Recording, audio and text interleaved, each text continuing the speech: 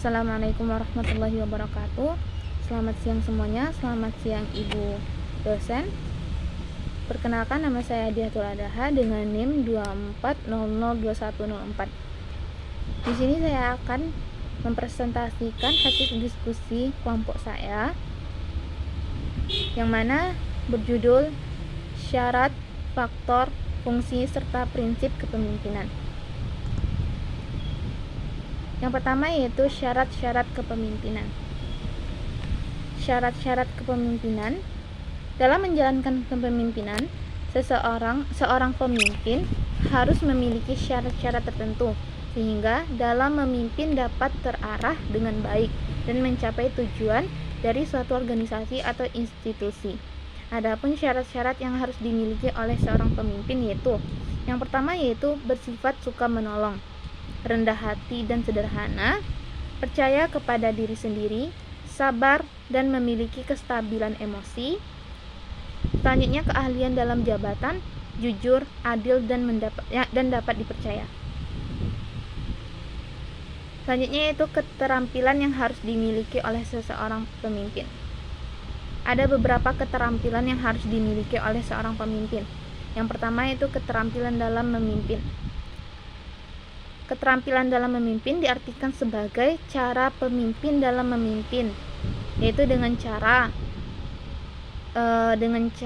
kita bisa melihat bagaimana pemimpin menciptakan lingkungan yang nyaman, cara seorang pemimpin mengorganisasikan kelompok dalam bekerja, dan membantu kelompok tentang permasalahan pekerjaan. Yang kedua yaitu keterampilan dalam hubungan insani. Hubungan merupakan interaksi seseorang dengan orang lain atau kelompok. Hubungan dibagi atas dua, yaitu ada hubungan formal dan hubungan pribadi. Pada kepemimpinan, hubungan yang diperlukan ialah rasa menghargai, baik itu anggota kepada pemimpin maupun pemimpin kepada anggota. Yang ketiga itu keterampilan dalam proses kelompok. Pemimpin yang baik mampu mengembangkan dan mengatur anggota sehingga keterampilan dan potensi anggota terlihat. Yang keempat yaitu keterampilan dalam administrasi personil. Dalam menjalankan keterampilan, kegiatan administrasi personil harus berjalan dengan baik sehingga dalam administrasi dapat menemukan anggota yang sesuai dalam bekerja sesuai pedoman yang ada. Yang kelima yaitu keterampilan dalam menilai. Proses kepemimpinan lain yang terpenting ialah evaluasi atau penilaian. Selanjutnya kita akan membahas mengenai faktor-faktor yang mempengaruhi efektivitas pemimpin. Ada beberapa faktor yang dapat mempengaruhi efektivitas kepemimpinan. Yang pertama yaitu gaya komunikasi. Komunikasi yang terstruktur dengan baik dapat meningkatkan kinerja seorang pegawai, sehingga kinerja pegawai juga meningkat. Dengan menggunakan komunikasi dua arah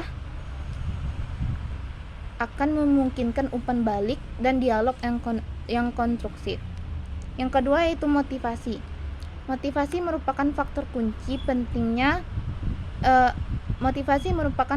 kunci peningkatan kinerja. Karena motivasi yang tinggi dapat menunjukkan semangat dan etos kerja yang besar untuk meningkatkan produktivitas tenaga kerja. Yang ketiga yaitu gaya kepemimpinan.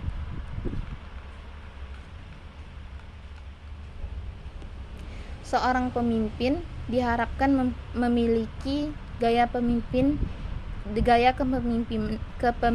di dalam diri mereka dengan cara yaitu menunjukkan kepedulian terhadap orang lain dan mendengarkan kebutuhan mereka.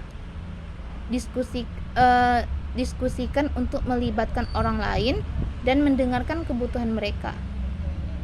Pertemuan rutin yang lebih efektif dan menetapkan goals bagi kegiatan dan mengevaluasi kerja. Poin selanjutnya yaitu fungsi kepemimpinan. Ada beberapa fungsi dari kepemimpinan tersebut.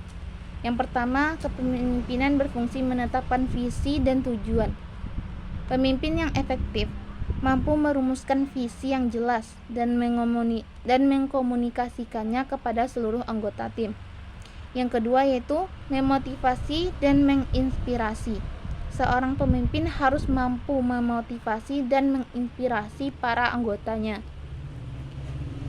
Bisa dilakukan dengan cara memberikan inspirasi, memberikan penghargaan atau terhadap pencapaian, dan menciptakan lingkungan kerja yang positif.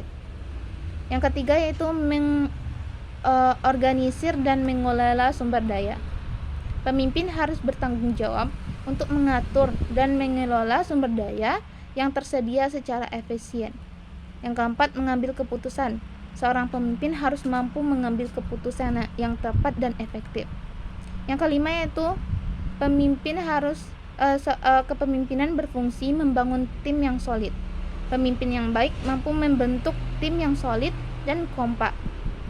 Ini melibatkan proses rekrutmen yang tepat, pengembangan keterampilan anggota tim, dan membangun hubungan yang harmonis di antara mereka. Yang terakhir yaitu prinsip-prinsip kepemimpinan. Sebuah organisasi tidak cukup hanya menggunakan karakter-karakter kepemimpinan, akan tetapi juga membutuhkan prinsip kepemimpinan. Ada beberapa prinsip kepemimpinan. Yang pertama yaitu peramu teladan.